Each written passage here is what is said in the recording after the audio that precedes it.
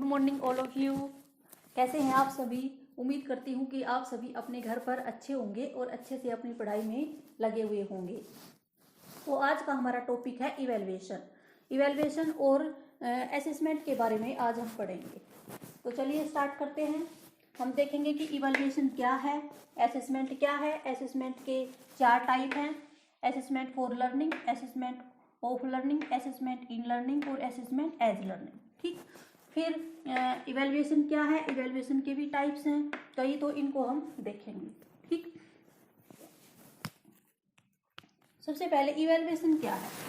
It is a technique to measure the progress of the students. Evaluation, जिसको हम हिंदी में क्या बोलते हैं, मूल्यांकन, क्या है कि एक टेक्निक है क्या करने की, बच्चों की जो प्रोग्रेस है, बच्चे ने कितना सीखा है, ठीक, और बच्चे को सीखने में कितनी कमी रह गई है, उसको मेजर करने की एक क्या है, टेक्निक है। ठीक, जैसे हम बच्चे को पढ़ा रहे हैं, मान लीजिए हम टीचिंग एप्टीट्यूड मान लीजिए हमने बच्चे को टीचिंग एप्टीट्यूड पढ़ा दिया, या फिर रिसर्च एप्टीट्यूड की एक यूनिट हमने क्या कर दी, कंप्लीट कर दी। तो फिर हम बच्चे का इवैल्यूएशन करेंगे ना कि बच्चे ने कितना सीखा है और कितनी कमी रह गई है। तो ये सब जानने की ये इवैल्यूएशन क्या है, एक टेक्निक है। अब देखो, इवैल्यूएशन कितने टाइप का होता है। इवैल्यूएशन बेसिकली 4 टाइप का होता है। Number 1 formative evaluation, number 2 summative evaluation, number 3 placement evaluation और नंबर 4 डायग्नोस्टिक, या इसी को क्या बोलते हैं, रेमेडियल इवैल्यूएशन। फॉर्मेटिव इवैल्यूएशन हम कब करते हैं? फॉर्मेटिव इवैल्यूएशन का मतलब है ड्यूरिंग टीचिंग।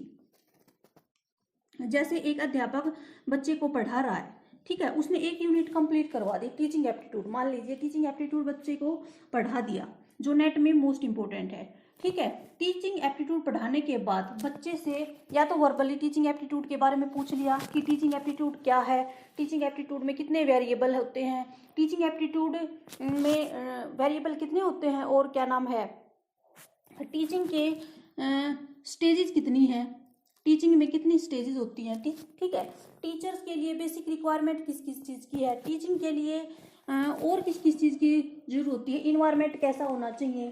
ठीक है, ये सब बातें टीचर ने वर्बली पूछ ली एक यूनिट खत्म होने के बाद। तो ये होता है फॉर्मेटिव इवैल्यूएशन।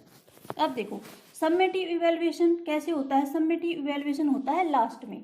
जैसे बच्चे ने एक सेमेस्टर को कंप्लीट कर लिया, तो उसके बाद जैसे बच्चे का टेस्ट होता है, लेंथी टेस्ट होता है, ऐसे टाइप क्वेश्चन होते हैं उसमें, तो वो होता है समेटिव इवैल्यूएशन। ये किस पर्पज से किया जाता है समेटिव इवैल्यूएशन? समेटिव इवैल्यूएशन का पर्पज ये होता है कि बच्चे को डिग्री दो। ठीक है, जैसे कि बच्चे ने 6 महीने का कोर्स पूरा कर लिया, तो उसको डिग्री दो या फिर उसको सर्टिफिकेट दो, इसलिए ये इवैल्यूएशन किया जाता है फाइनल में। प्लेसमेंट इवैल्यूएशन क्या होता है? प्लेसमेंट इवैल्यूएशन होता है स्टार्टिंग में।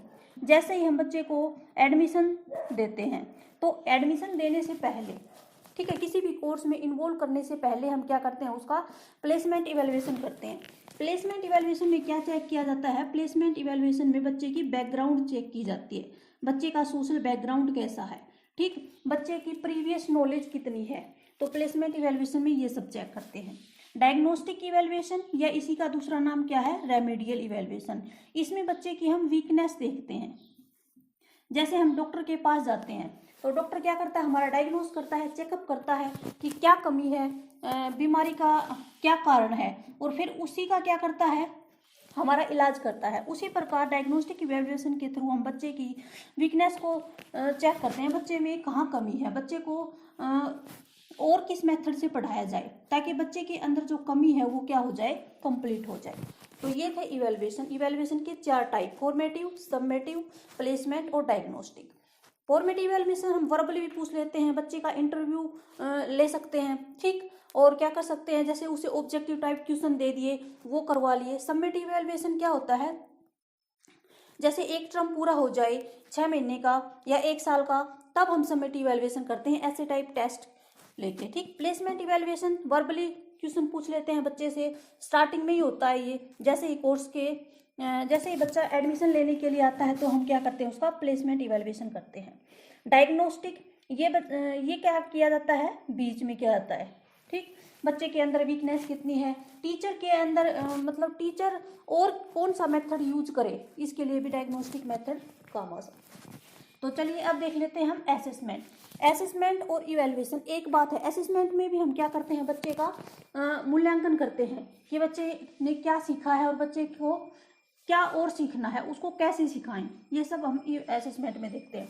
लेकिन ये जो टर्म है ना, देखो, assessment for learning, assessment of learning, assessment in learning, assessment as learning, एक जैसे लग रहे हैं, इनमें हल्का हल्का सा क्या है, डिफरेंस है।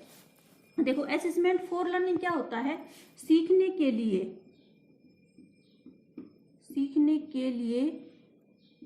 आकलन।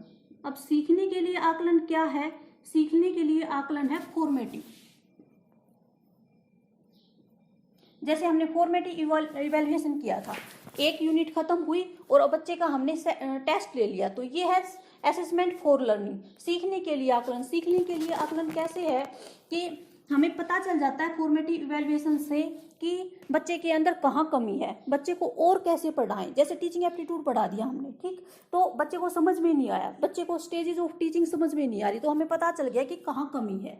तो बच्चे को और सिखाने के लिए हम क्या कर रहे हैं, असेसमेंट फॉर लर्निंग, मतलब और सिखाने के लिए, और अच्छा सिखाने के लिए। तो ये क्या है, फॉर्मेटिव है, असेसमेंट फॉर लर्निंग। अब देखो, असेसमेंट ऑफ लर्निंग, बच्चे ने यहाँ पे क्या कर लिया, सीख लिया, सीखने का आकलन। बच्चे ने अपना कोर्स क्या कर लिया, खत्म कर लिया, असेसमेंट ऑफ लर्निंग। तो इसमें हम क्या करते हैं, बच्चे ने क्या सीखा है उसका क्या करते हैं, असेसमेंट। और वो कब होता है, वो होता है सम्मेटिव इवैल्यूएशन। असेसमेंट और इवैल्यूएशन बात एक ही है, टर्म थोड़े हैं अलग अलग हैं, ये घुमा देते हैं बच्चे को। तो असेसमेंट ऑफ लर्निंग, सीखने का आकलन, बच्चे ने पूरे साल में, जैसे एक साल हमने बच्चे को पढ़ाया, तो पूरे साल में क्या सीखा उसका हमें क्या करना पड़ेगा, आकलन करना पड़ेगा। तो ये है असेसमेंट ऑफ लर्निंग, ठीक। अब देखो, assessment in learning, assessment in learning यानी कि सीखने में आकलन। अब ये सीखने में आकलन का क्या मतलब है, सीखने में आकलन का मतलब है कि जैसे टीचिंग चल रही है बीच में ही, ठीक है, जैसे टीचिंग चल रही है और बीच में ही टीचर ने कोई क्वेश्चन पुट अप कर दिया कि क्या आप इसके बारे में जानते हो। जैसे अब मैं असेसमेंट पढ़ा रही हूँ, ठीक है, तो असेसमेंट के बारे में ही मैं कुछ पूछ लूँ, तो ये होता है असेसमेंट इन लर्निंग। बीच में ही, सीखने के दौरान, जैसे टीचिंग के दौरान कुछ पूछ लेना। फॉर्मेटिव इवैल्यूएशन और इसमें असेसमेंट इन लर्निंग में इतना अंतर है, फॉर्मेटिव इवैल्यूएशन हम तब करते हैं जब एक यूनिट खत्म हो जाती है, लेकिन इसमें असेसमेंट इन लर्निंग में हम क्या करते हैं, पढ़ाते पढ़ाते कुछ पूछ लेते हैं बच्चे से, ठीक। Assessment as learning, assessment as learning क्या होता है, असेसमेंट एज लर्निंग में जो स्टूडेंट होते हैं वो सेल्फ इवैल्यूएशन करते हैं, सेल्फ इवैल्यूएशन। इसमें बच्चा खुद का अपना आकलन करता है कि मैंने क्या सीखा और मेरे अंदर क्या कमी। इसमें पीयर भी क्या करते हैं, हेल्प करते हैं। पीयर क्या होते हैं, हमारे सहपाठी जो हमारे साथ पढ़ते हैं, ठीक है, इसमें पीयर भी हमारी क्या करते हैं, हेल्प करते हैं। पीयर भी क्या कर सकते हैं, पीयर की स्पेलिंग गलत, पीयर भी इसमें क्या करते हैं, हेल्प करते हैं, पीयर भी इसमें हेल्प कर सकते हैं। तो ये है असेसमेंट एज लर्निंग, जो सेल्फ है, सेल्फ मतलब सेल्फ इवैल्यूएशन, सेल्फ असेसमेंट है।